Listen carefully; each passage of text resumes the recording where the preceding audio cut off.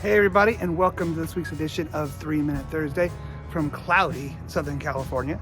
And I'm excited to be with you today. And what I want to talk about is your response to uncertain times. And I think we obviously are living in exactly that right now. There's so much going on, and I keep coming back to the word fluid. Everything is fluid.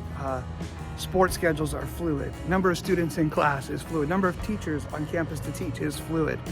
And we are just constantly living kind of in a day-to-day, hour-by-hour, way of life right now. And that can be unsettling for a lot of people, including yours truly. Uncertain times are something that we have been living with now for quite some time. And your response to it and your reaction to it and how you approach it really is going to determine, your stability and your success. And that is true of everybody. And it's definitely true of this guy as I try to work my way through the uncertainty of the next few months and the next year or 2 or 3 or 4 or 5 or 6 or however many more I have here at Monrovia High School. There's uncertainty. My principal of 8 years has taken a new job. And so now we are living in the interim world for a while until we bring in a new person that, could change a lot of things, because who knows? That's a lot of times what happens. And that uncertainty can be something that unsettles you. And I certainly know that for me, it can do that.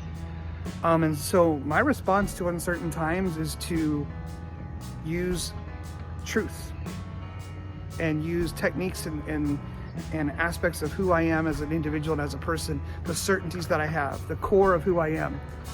Fall back on that, because uncertain times call for certain measures.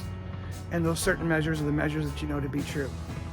For me, it's falling back on what my friend, mentor, buddy, and pal, Bill Campbell, always says.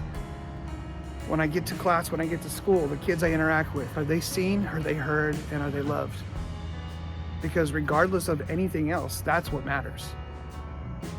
And so for me, as I woke up this morning and I prepared to come to school and I prepared to record this message, that's where I landed. I had PC in my head. Paul, just make sure they're seen, heard, and loved.